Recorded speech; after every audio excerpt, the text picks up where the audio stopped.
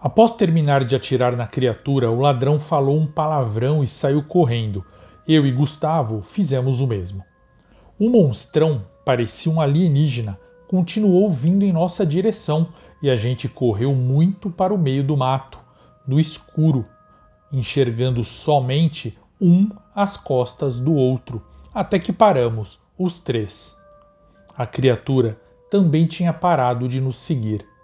Estávamos sem fôlego. O ladrão parou e encostou em uma árvore. Então Gustavo, que era bem maior que o ladrão, o segurou pelo pescoço e começou a dar vários socos na cara do ladrão. O bandido até tentou se soltar, mas a raiva de Gustavo era muito grande e ele gritava: "Você matou o Guilherme, desgraçado, eu vou te matar também." Olha, depois de uns 20 socos diretos na cara do ladrão, Gustavo o soltou e ele caiu no chão. Eu não aguentei e dei um chute na barriga do ladrão, que se dobrou de dor. Eu não estava com pena nenhuma dele. Ele tinha matado um amigo do Gustavo e estávamos naquela situação por causa dele. Gustavo pegou a arma do bandido e jogou no meio do mato. Estava sem balas, mas foi bom para o bandido saber quem é que estava no comando. E aí eu falei: "Gente, o que era aquele bicho ali? Era um ET?" Gustavo falou: "Eu nunca vi nada daquele tipo. Eu sou biólogo. Aquilo ali parecia um inseto grande, mas ele tinha detalhes de mamífero também. Aquilo provavelmente não é um ser aqui da Terra." E eu complementei: "E parece que ele queria comer a gente. Com certeza vai comer todo o pessoal lá do camping, se a gente não achá-los e avisá-los. Meus pais ainda estão lá, meu irmão também." Nesse instante, o ladrão, caído no chão, começou a rir e chorar ao mesmo tempo. Olhamos para ele e, escorado em uma árvore, ele foi se levantando e falando para o Gustavo: "Aquilo ali é o diabo. Ele veio me buscar. Eu tinha prometido para Nossa Senhora que eu nunca mais ia matar ninguém. E aí eu matei aquele seu namorado. Agora o diabo veio me pegar." Na hora eu pensei: esse aí tá maluco. O bandido caiu de joelhos, agarrou a bermuda de Gustavo e começou a implorar: "Pelo amor de Deus, me dá o seu perdão. Sem o seu perdão, Nossa Senhora não vai poder segurar o diabo e ele vai me pegar." Gustavo falou: "Cara, aquele bicho é uma criatura biológica, um ser vivo igual a nós, não é o diabo. Ele não queria comer só você, ele queria comer nós três. Você vai pagar por ter matado o Guilherme, mas vai ser na justiça. Agora levanta." E eu falei: "Não é melhor a gente deixar o bicho comer ele? A gente tem que procurar ajuda e esse aí só vai atrapalhar." O ladrão falou: "Não, não, pelo amor de Deus, não faz isso. Meu nome é Cuca. Me desculpa, menino, me perdoa. Não me deixa aqui, gente." E o Gustavo falou: "Tá bom, você pode andar com a gente. Vamos tentar ficar longe daquele ser e avisar todo mundo logo. Se você fizer algo para prejudicar a gente, eu juro que eu te mato." Cuca agradeceu e nós saímos andando no escuro. Andamos por cerca de 20 minutos, até que Gustavo falou: "Com certeza andamos para o lado errado. A gente se afastou ao invés de se aproximar. Já era para termos encontrado o camping." E eu respondi: "Mas se a gente voltar, nós vamos dar de cara com aquele bicho. E se tiver mais como ele?" Nisso, Cuca começou a chorar. "É o diabo, ele veio me buscar. Não vamos voltar, por favor." Estávamos muito, muito cansados, com fome e sede. Eu agachei para pensarmos, e os dois fizeram o mesmo, pois também estavam esgotados, assim como eu. Então ouvi bem baixinho um som. E eu falei: "Escutem, estão ouvindo?" Eles ficaram em silêncio, quietos, tentando escutar, mas não conseguiram. Eu me concentrei. Era uma voz. Parecia a voz da minha mãe. Ela estava me chamando. Estão ouvindo? É a minha mãe. Ela está me chamando. Escuta, ela está falando: Rafael! Gustavo tentou, mas não conseguiu. Estava realmente muito baixo e ele falou: Não estou conseguindo ouvir. Vamos seguir o som dessa voz. Vai na frente, Rafael. Eu segui pelo mato, com os dois me acompanhando, e fui gritando: Mãe! Mãe! O som da minha mãe chamando não aumentava e nem diminuía.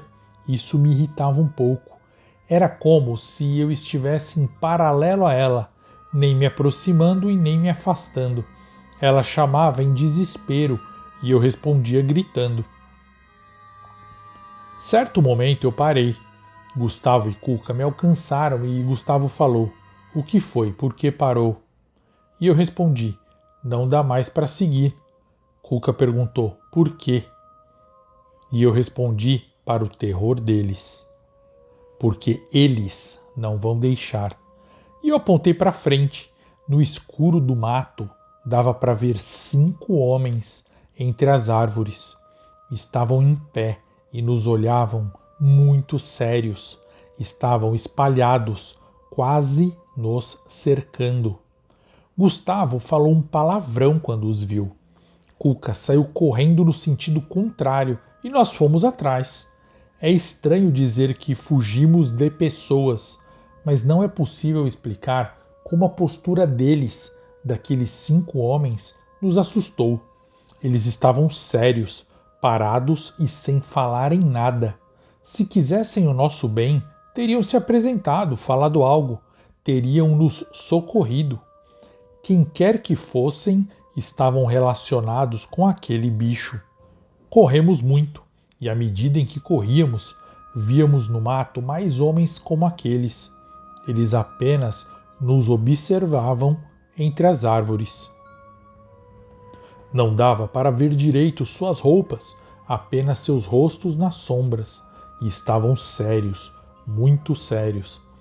Corremos muito até não ter mais a presença dos homens perto da gente. Quando paramos, eu estava em prantos, eu chorava e dizia: Que droga é essa? Onde a gente tá? Não é mais o nosso mundo, não pode ser. Gustavo, quase sem ar, falou: Calma, Rafael. Tirando aquele ser, não tem nada demais, não tem nada tão estranho. É a nossa cabeça que está pregando peças. Esses homens podem estar querendo nos ajudar. Cuca apontou para o chão e disse: É? Então explique isso aí, biólogo. A grama aos nossos pés se mexia como se fossem minhocas esverdeadas. E eram. Elas tinham pelos e cerdas cortantes e ficavam se prendendo aos nossos tênis, como se quisessem nos comer. Essas gramas estranhas se mexiam e expeliam babas. Realmente não era coisa do planeta Terra. Espantado, Gustavo agachou e colocou a mão nessas minhoquinhas que pareciam grama. Na hora ele sentiu uma picada e puxou a mão. Seu dedo estava sangrando e ele falou: Caramba, esse troço morde. Cuidado para não caírem no chão de jeito nenhum. Foi nojento andar em cima desses seres, mas fomos seguindo e sentindo eles se mexendo nos nossos pés. Meu estômago começou a doer de fome. No escuro, ouvimos um riso alto, uma gargalhada. Cuca, o ladrão, se assustou e perguntou: Diacho, o que foi isso?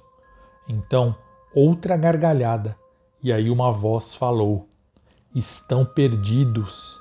Olha lá eles se perderam. Outra voz, zombeteira, gritou ao longe: Vão virar comida, vão ser comidos, ha, ha, ha. Cuca fez o sinal da cruz, mas uma terceira voz vinda do outro lado gritou: Nossa Senhora se esqueceu de você. Você quebrou a sua promessa.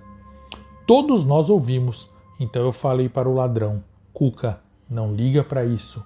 Eles estão mexendo com a gente. Devem ser seres alienígenas. Devem ser aqueles homens, eu não sei. Então, Cuca fez outro sinal da cruz e correu na nossa frente até sumir, no meio da escuridão. Tentamos correr e, quando o encontramos, Cuca estava a muitos metros na nossa frente, caído de joelhos. Ele rezava com as mãos juntas. Nós vimos, de longe, luzes se aproximando. Eram tochas. Gustavo falou: "Abaixa, fica quieto." Eu obedeci. Então chegaram 2 homens de capuz preto e tochas na mão. Cuca fechou os olhos e continuou rezando. Outro homem de capuz preto veio, no meio do mato, com uma corda. Ele amarrou em torno do pescoço do Cuca e o fez ficar em pé. Então eles saíram, puxando, arrastando Cuca, que foi chorando e implorando. E eles levaram ele lá para o meio do mato, lá do outro lado.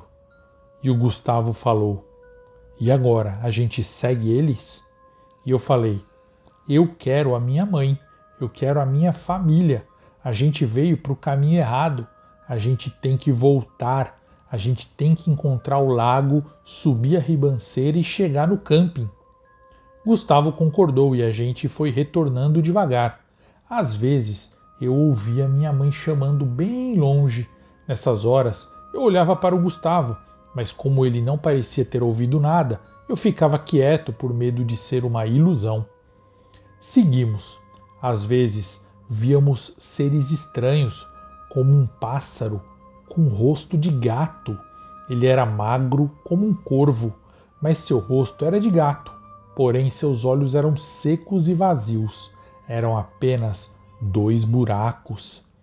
Ao nos ver, esse bicho rosnou. Eu lancei uma pedra e ele saiu voando. Um pouco mais à minha frente, Gustavo parou e mandou abaixar novamente. Eu continuei a certa distância dele, abaixado. Olhei para trás e vi novamente que estávamos perto daquela clareira anterior. Aquele rapaz com cerca de 25 anos tinha voltado para a clareira. Ele estava lá, segurando um papel novamente, mas estava com outra roupa, diferente da roupa que estava há horas atrás.